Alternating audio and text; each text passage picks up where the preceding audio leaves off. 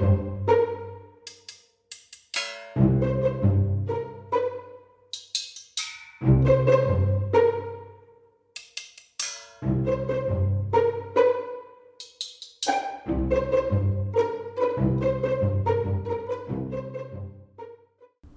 to episode 41. We're your hosts. I'm Alyson.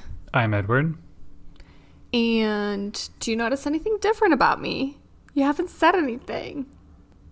You're wearing your Oh, you cut your hair. I cut all my hair. You cut all your hair off. I didn't notice it because the way you were hovering over your webcam was right. The end of the video on the bottom was right where your hair cut off, so it just looked like it was the same. I was purposely trying to scrunch up so you wouldn't notice. And here I was just thinking you had a back problem. It looks good. Well, I mean, I do have back problems, so it's fine. Right. Thank you. It looks good. So is this because your sister finally got married? Yes. Sister finally got married. I have a brother now. Oh my gosh, yeah. That's right. You have a brother-in-law. I didn't think that part through. So yeah, I had nice long hair for the wedding, so I could do it really prettily. Have the person doing my hair could do it nicely. Right. I'm not doing my own hair, okay? No. And then I got it cut off a few days after. But they did something weird that's never happened before. I always go to the same place. They have different locations, but I go to like the same whatever brand hairstylist. Okay.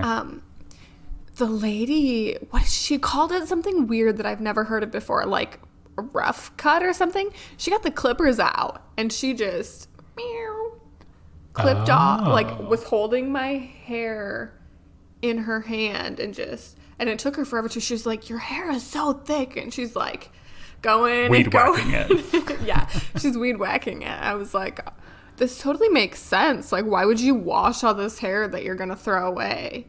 So yeah, but if I had known she was gonna had I known she was gonna do it like that, I wonder if there was enough to donate. Maybe not. I don't know. Your hair was quite long, but I don't know if it was quite long enough for donation. Yeah, I don't know the protocol there either. Could have made a nice, shake and go wig. It could have been. Could have been. Maybe it still is. You just don't know. Maybe she sold it. Some drag queen out there is using your hair in a pussycat way. I would be so happy. I'd be so happy. That'd make my day. Honestly, same. That would make my day too. Yeah. So what's going on with you? What's going on with me? Nothing. Nada. Nothing. Oh, no, I do. I have something I've been wanting to talk about with somebody, but I haven't brought it up because I was like, we'll talk about it on the podcast. For the first time in my adult life, and also childhood, but it doesn't count because I wasn't listening to podcasts when I was a child, but I finally caught up with every single show I listened to, including the ones that I was listening to the backlog of, and wow. I had no new episodes to listen to for like 2 days this week because I was completely caught up with everything. It was so bizarre. I was like, because usually there's like 80 from like some podcast I'm trying to like listen to the backlog to. Nothing. I finally caught up. I mean, do I have some to listen to today that I haven't to? Yes, but that's fine. They're all new. That's like an incredible moment. I've never reached that point. It's weird. I was like, because when I've gotten close before, I've just added another show on. Mm-hmm. But I didn't add anything I wanted to listen to the backlog on. So I feel free almost. I would feel free too. It's like, wow. That's liberating. Liberating. That's a great word. That's absolutely the correct word. Yes. Yeah. Yes. But then on that note also, I've decided that I wanted to branch out when it comes to podcast in foreign languages. Because I'm like, I can listen to different languages, different podcasts in different languages. And I need to branch out from just like the fucking news every morning. Like, yeah, I can't. I need to listen to like something else. Something happy. Or just like funny or just like pop culture related or like anything, right? I just need nothing that's finance, none of that shit. Yeah. But I was like, okay, that's easy because Spotify, I live in Spain, so it like localizes all that stuff and they're constantly throwing things at me that they think I'll listen to. So I found one that I like. It's great. And then I really struggled to find anything in French or Italian just because I don't know where to go. Okay, well, I have a recommendation for you because Fragonard, our favorite French perfumer, Yes. they have a podcast. It's called like They the do? history. It's called something about like scent or something. I don't know. Look it Okay. up. There's a podcast. All right. I found one called Floodcast that everybody was saying was like very good. And I enjoyed it. It wasn't like 100% up my alley, but I was like, I can get into this like vibe of listening to the same people talk. The Italian one though is woof. The Italians really need to get on their game. This one I listened to is called Pizza Party, and it's like just insane. I just don't know what's going on, but yeah. How do you spell Fragonard? Fragonard. I'm not seeing anything. Are you? Let me find it because We'll I know I've circle looked it back up before. Yeah, but that could be a good one. That could be a good one. But once I finalize, like, once I do some research, I even asked like Italian people, and they were like, "No." I was like, "Okay, fine." Oh, it's called A Fleur de Nez. Okay. It's by Charlotte Urban. Pour Fragonard. Okay, I'm looking it up now. Oh, there it is. Charlotte Urban. And there she is. There aren't a ton of episodes so far, but fab. Only 5. I can definitely catch up on that. Yeah. It's just a podcast about perfume, odor, and your olfactory sense. Mm-hmm. Love that. I mean, you might learn something new. I definitely will. Definitely new words. That's for sure. Mm-hmm. Okay, added that bad boy to my library. So once I figure out the other ones, we'll have to update again with like a more, what's the word? More recomendaciones. Más recomendaciones. Yes. Mucho más when I have them. But that's my update on that. Do you have anything do you want to bring up? Because I do have another update, but your turn. Okay, so yes, I do have a couple of things I want to bring up. One, so Måneskin, as we know, we're both obsessed, right? Eurovision winners, love them. They've been in the USA the past week or so. Mm-hmm. They ran like a couple late night shows. Mm-hmm. Last night, they were sitting front row at the Lakers game and just like seeing the Do any of them even like Instagram basketball? posts. That's what I'm saying. Like, I laughed so hard when I saw the post of them sitting front row. I'm like, could you imagine being someone who like usually goes to the Lakers game and looking up and then you see those 4 sitting Were they like across from courtside? you? Yeah, they were courtside. Jesus. I wonder if they just got the opportunity and were like, sure, when in America. It seems like it. Like, why not? It seems like it, but I just laughed so hard at that. That is really funny. This is too funny. Very not their vibe, but I love that for them. Not their vibe, but I hope they're having a good time here. They must. They were hanging out with Miley Cyrus. Of course. It's We good love times. That. Yeah. And then another shocking thing that happened this week. I woke up one morning and went outside because I've been dog sitting. Oh. So, got to take the dog out in the morning. Right. There was frost. Frost on the cars. Frost on the grass. Frost everywhere. Like, winter's here. This is your update? Sorry. It just hit me hard because things have been so warm lately. Like, unseasonably warm. Yeah. I guess, well, we are living in a time of weather extremes now. Yeah. I do have one other shocking update. I wasn't sure if I was going going to shock me as much as the frost on the car? It will shock you more.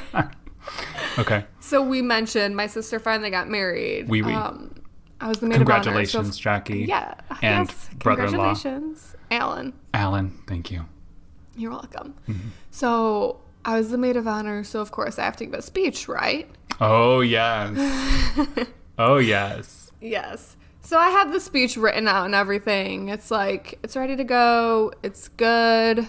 I put it in my purse. I'm like, we Okay. got this. I wanted to go first. I was ready to go first and get it done with. Like, I told you guys, I was like, I know I'm going to cry. I won't be able to help it. You did. It's just You hit going us to up in happen. the chat. Yeah. So we're there. We make our entrance. We're all sitting at the head table. Like, the DJ's on the mic. He's like introducing people. And then, you know, he starts saying like, okay, we're going to get into our first speech here. And so I'm like, okay, I'm ready. I got this. Open up my purse, pull out the speech. It's blank papers. It's literally, I have a handful of blank papers. My speech is nowhere to be found. My God. This is seconds before I'm about to have a microphone in my hand. Seconds. Oh my God. I'm mouth agape. I was Yeah. going to say, when you said you wrote it on paper, I was like, oh, that's interesting. Like, why didn't you just put it on your phone? Then I was like, well, I guess if you're going to write it, like, draft it out on paper. But then I thought about you, and you're just more of a paper person. Exactly. Well, am I a paper person anymore? Not Probably anymore. not. Yeah. So what did you do? I was like... Did you improv? I was like, I'm going to wing it. I have to wing it. I'm going to wing it. What I'd have else been am I like, going to DJ, do? hold the mic. I'm getting in my car. I'm going. It was... Feasibly, I could have ran back to my hotel room, searched through all my bags, and found it. Because it was in the hotel room somewhere. But it was like... Where? It would have thrown off the order of everything. I didn't know which bag it was in. Because and it's in my not mind... your day, so you needed to do everything that you could to make it go Exactly. smoothly. Exactly. I'm like, in my mind, I put it in my purse. So I don't know where it is in the room. What bag is it in? Where did it go? Jesus. Did you end up finding it later? Yeah, I found it later, of course. So it did exist. It wasn't like sabotage. It did exist, but everyone thought I was joking when I was like, okay, well, I had a really beautiful speech written, but, you know, I just pulled all these blank papers out of my purse, so we're going to wing It does sound like a great gimmick. Everyone thought it was a gimmick. And then I made everyone cry, which was not my intention I can't at all. believe. Well, you had said that you made people cry, including grown men. Which I was like, oh, like, great, your speech went really well, like, blah, blah, blah, blah. But now that I know that it was improv, even more impressive. Oh my gosh. I'm like hot right now just talking about it, thinking about that moment. You could have been a great orator in ancient Rome. In a past life, yes. So maybe you were. Maybe I was. Maybe.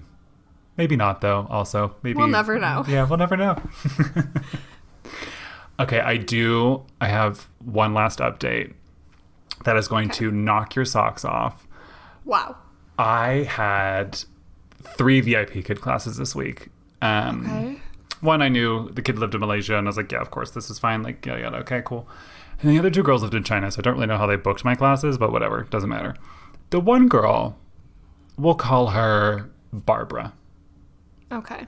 Barbara is like very erratic, and it's only a 25-minute class. And the way she's talking about like her family and something like that, and her dog, I'm like thinking to myself, like, she has the same energy as Jimmy. And she kind of looks like Jimmy. Jimmy from the previous episode. God. If you haven't listened to the previous episode, get into the Jimmy of it all. If She her and says she Jimmy has an are older related. brother who also does VIP Kid. And I was like, what's your brother's name? Obviously, his name's not Jimmy, so what he says is his real name. And I'm trying to remember, because in my head, his name is Jimmy, because we talked about it on the pod. I'm like, what was that kid's real name? What was that kid's real name? And I was like, yes. Now I remember. He said you guys were getting a dog. You're saying you have a dog. And she was like, yeah, his classes are an hour long, blah, blah, blah. He always tells... She's like, does he always tell long stories in class? And I was like, yeah, I think so. I was like, does he play basketball? She was like, yes. And so we put 2 and 2 together. I not only had Jimmy, I then had Jimmy's younger sister, Barbara, who's also a genius. Oh my gosh. She's so good at English. She's in level 6, though. Oh my gosh. I know, I This was little like- family of geniuses. Erratic geniuses. But it did make sense, because I was like, oh, well, that mom, like, clearly knows me from the previous classes. So of course, she just, like, Yeah. signed her daughter up. I mean, who knows if we'll get another one. I haven't been booked yet. So, I don't know. But I did get booked with another girl who was also in China. And I'm like, where in China do you live that you'd be able to book me? But anyway, I digress. That was my other update. I needed to get the Jimmy sister update out there with Barbara. Yeah, what are the chances? Yeah. Wow. Yeah, I know. Wow. I know. Okay. Yep.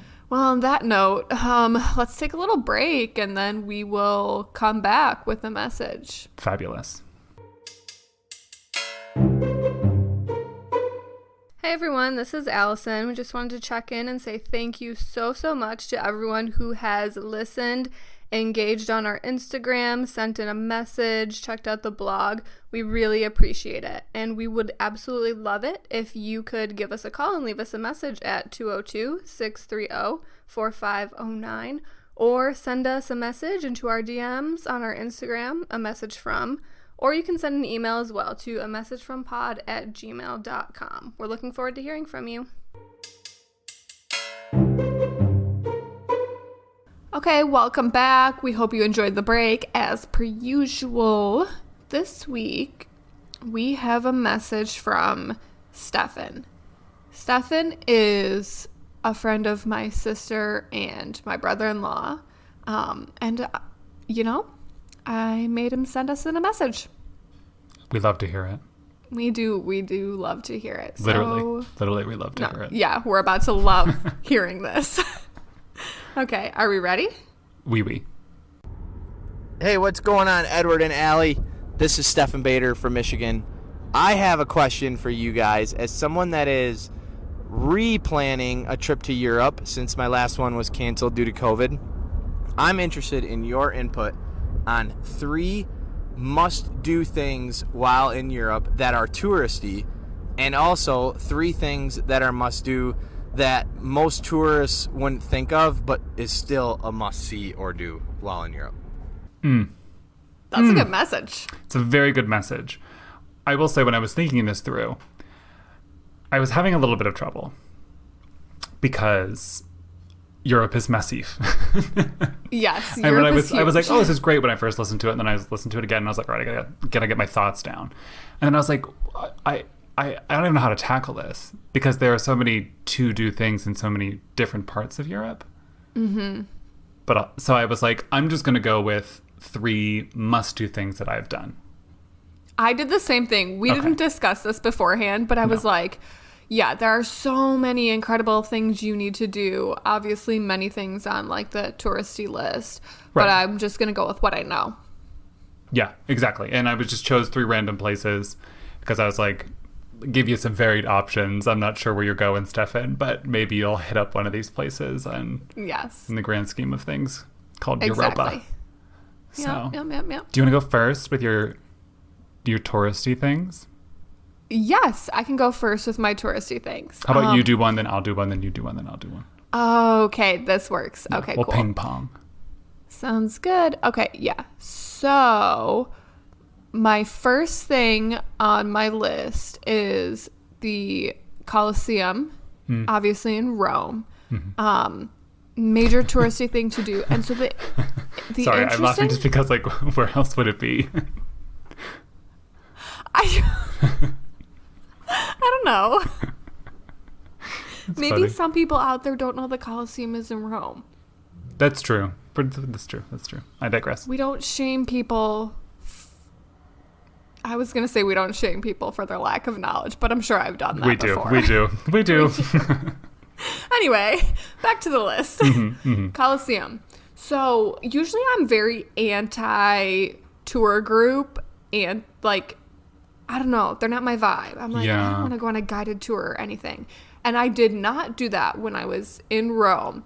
But the interesting thing is the only way to get into like the underground and ground level of the Colosseum is to book one of those guided tours. Yeah. So I want to go back and do a guided tour of the Colosseum simply so I can get down in there. Sorry, it's just very funny phrasing. Simply so I can get down. Get down in there. Yeah. But yeah, I mean, absolutely. You have to go. You have to see it. I was gonna add the Colosseum to my one, like 3, because I was like, what have I done in Italy that's like a must do touristy thing? And I was like, Colosseum. But then I was like, I don't really remember too much, but because it was so long ago. But it is a good one. You should shake your ass like Lizzie McGuire on the Colosseum if you have the chance. Yes, please do. Yes. Yeah. The first on mine, in no particular order of quality, but you should see the Eiffel Tower at night when it sparkles with the lights. Mm-hmm. Everybody loves that shit. No one's not gonna love that shit. You have to. It's so pleasing to the eye. And it's very gorgeous. short. Yeah. It's every hour, starting I think at like 8 p.m. until 1 or midnight. I can't remember. I think it's 10 minutes. Mm-hmm. So 10 minutes. For the first 10 minutes of every hour, go up to Trocadero, walk and see it from afar. And then if you get a chance, you can go and walk towards it if you can make it there in 10 minutes. Get different angles for pictures. But it's just so fun. It's beautiful. You have to do it. You do. You have to do it. Okay, what's your number 2? Yeah, so I will stick with that same theme because I also have the Eiffel Tower on here, but doing like a picnic or a lunch on the Champ de Mars, like the grass in front of the Eiffel Tower. Yeah. Also a very like touristy but iconic thing to do. Yeah. Notice, listener, how we're not saying go on the Eiffel Tower. Yeah. No. It's fun, but it's like definitely not it took me 10 trips to Paris to go on the Eiffel Tower. Let's just put it that way. I loved it, but it's like you want to see it. And if you're on it, you can't really see it. Exactly. You want to see it, and then you can get better views of the whole city from other places. Yeah. So, yeah, I say do it your second or third time, not your first time. Yeah. Agreed. Mm-hmm. Okay, what's your next one? Oh, right, it's my turn. I was like, okay, so I did like a sightseeing thing in terms of like a structure. That's what I wanted to say. So I was like, let's do something different.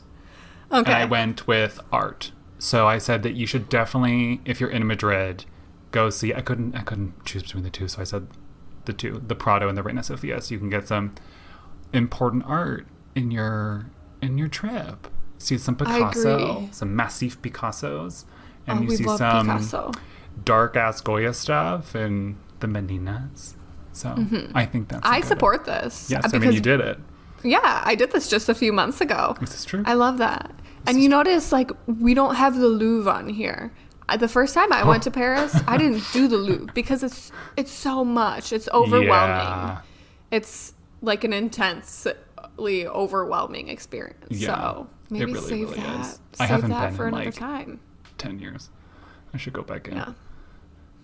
Anyway, next time. So what's your number 3? Okay, so my number 3 is, I don't know if this like name really exists, but I just made up my own name for it. I said like the London Trio. Like yeah, I definitely don't think that's a thing, but it makes sense. I made it up. Like Big Ben, London Eye, and then like Palace of Westminster. They're all in that same, like, you can see them all from the same spot on the bridge, but you got to see it. It's a must see. This is true. Have you been on the London Eye? I have not been on the London Eye. I have peeped the London Eye with my eyes. Oh, look at that. But I did not go on it.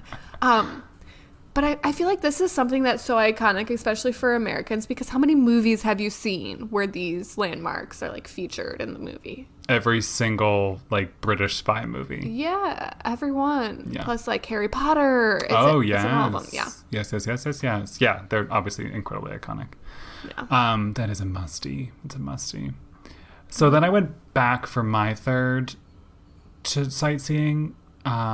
Even though I wanted to go with food, but I couldn't think of like a must food thing that it was. You can just pick one. We could do a whole separate list of like must do foods. Yes, which I would love to do. Somebody call in and ask us. Give us a reason to do it. Yes, please. We love to talk about food. We do. But I decided also, because I was trying to give 6 different countries, more or less. And so I went with, you should go see the Acropolis in Athens, which is like very vague in general, but it's just so amazing. Specifically when you go up, you should like take your time, sort of like make the route from like the Olympic Stadium to like the Temple of Zeus to like up to there's like a amphitheater, I think. And then you go up and you see the Hudikis, then you come down and it's by like the old forum, I think, or library or something, when you get into like the busy streets. I don't know. It's a whole thing, and you should do the whole thing. But don't eat the oranges, because apparently they're not edible. on the trees. Okay, good to know because Yes. I would totally spot an orange and try to eat it. But, Yes, no, our tour guide was like, no. And we were like, okay. Well, he said you could, but they're like, not good. This is something that's been on my list for such a long time to do, and I haven't The orange done it trees yet. in Athens. Yes, Yes. the disgusting oranges in Athens. No, Athens in general, the Acropolis, all that. Yeah, Yeah. it's a goodie. So, did you do your 3? Yes, I did my 3. Should we shift into 3 must-do things that tourists wouldn't think to do but are still a must? Absolutely. Fab. Do you want to start this one? Okay, I'll go first. Okay, so I was thinking like under the radar. What have I done that's like off the beaten path, but not like beaten to death off the beaten path, you know? Yes, because everything off the beaten path now is like not actually off the beaten path anymore. Right. And sometimes like some of the stuff that I've done is like off the beaten path, but it's like not worth bringing up on a list. Yeah. Let's just say. So I decided if you're ever in Poland and you go up to Gdańsk, which is not one of the top 2 cities that you would probably go to, it's up in the north on the Baltic Sea or the North Sea. One of the seas up there. I don't know, forget what Not it's called. saying. It's cold. It's very cold. The water. And there's the cathedral there. It's St. Mary's Cathedral. And you can, it's like one of the 2 or 3 largest brick cathedrals in like all of Europe, apparently. Beautiful. You can walk up the tower all the way to the top. And it's like truly like, I don't know how to describe this. Obviously, when you do those types of things, it's kind of like a precarious walk up where they've like made it so that Always. like, you know, it's as safe as possible. This bitch, But you you walk still up might those die. stairs and it's like a lot of stairs and they're like half stairs to a quarter stair to a full stair to a quarter stair to a half stair. Like it's not even. It's like a ton, obviously. And then you're just walking along the literal interior roof, like attic section on like a plank with like wow. another wooden rail just like across the whole cross of the cathedral. And then you go up more incredible like steps. It's a lot. Very scary. That's wild. Because even when I did the Duomo in Milan, the staircase for that was like, obviously, like you said, they make it safe, but it's still very like, the steps are uneven, they're worn down, there's traffic going both ways, and then you're walking on the roof, but it's like as safe as walking on a massive roof could be. Right. They do the best they can, but these people literally just said, here is a wooden plank across the entire roof of the actual like cathedral part, and then when you get into the bell tower, it's more of like stairs.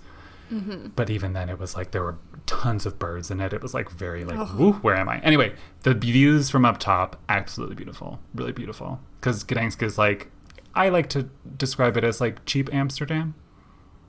So like beautiful in that sense, like the little houses on the water canals type situation, and then like you got all that. It's green, blah blah blah. It rains a lot, so there you go. That's my number 1. That was long-winded, but you get the gist. My number 1 is very not specific, but I put, because it can be done anywhere, but I put like an Airbnb homestay, or it doesn't have to be through Airbnb. It could be through anything. But I have found like some of the most unexpected but like incredible experiences that I've had come from like staying with people in other countries and other places. They always have the best recommendations.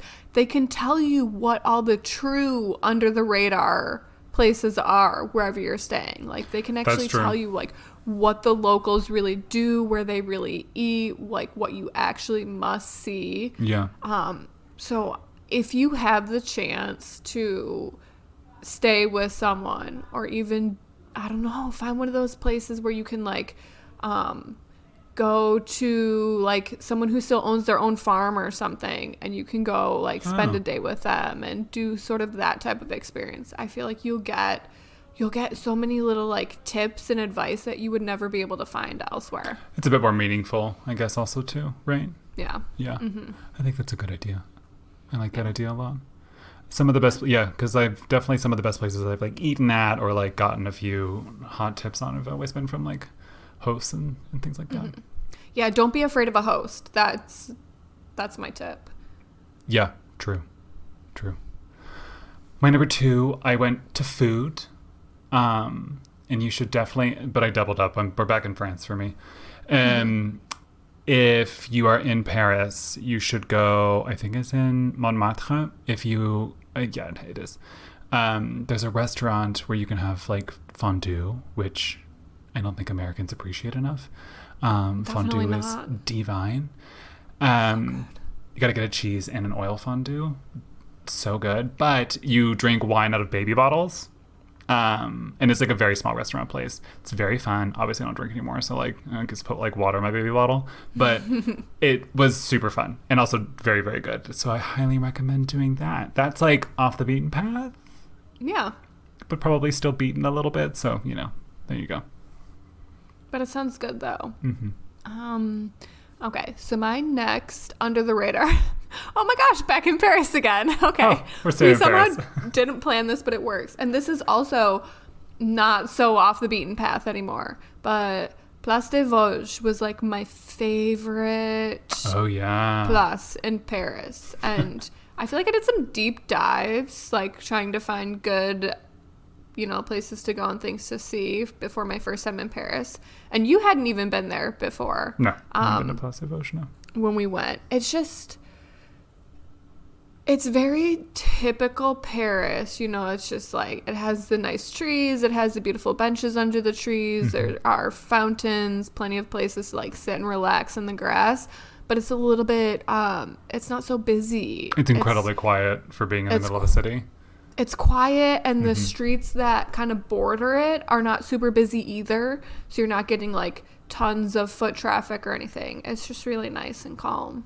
It really was. Yeah. When you took me there the first time, I was like, oh, this is so nice. But to be fair, I went to the first time to the Canal Saint-Martin. The last time I was in Paris. I've always wanted to go. Yeah, but I haven't been. Yeah, I know. I was like, oh. There's always new things to do, especially when you just do the same things with people all the time. Mm-hmm.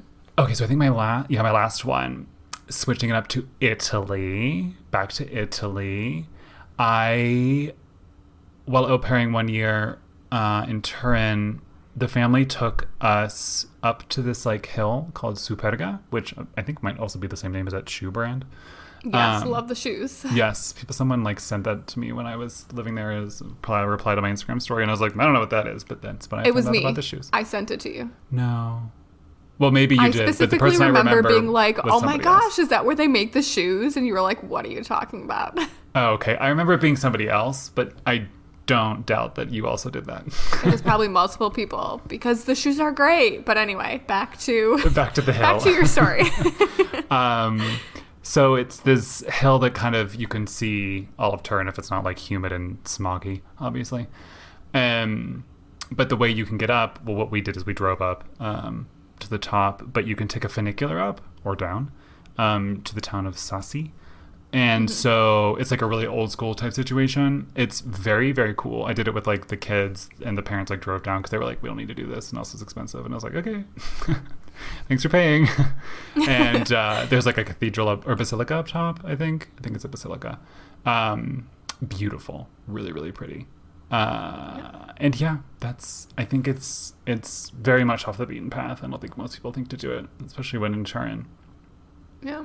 I'm really happy you put this on your list because when I was in Turin, this was at the top of my list of things I wanted to do. Well, look at that. Did you do it? Probably inspired by you. Probably. I am an influencer. Because I'm like obsessively research every place before I go. And you're obsessed with me. And I'm obsessed with you. I want to be you and do everything you do. That makes one of us. There has to be someone. But I didn't do it because the basilica was closed when I was there. Oh, why? For construction? I think they were doing repairs, renovations. So I was sorry. Why am I going to... I mean, okay.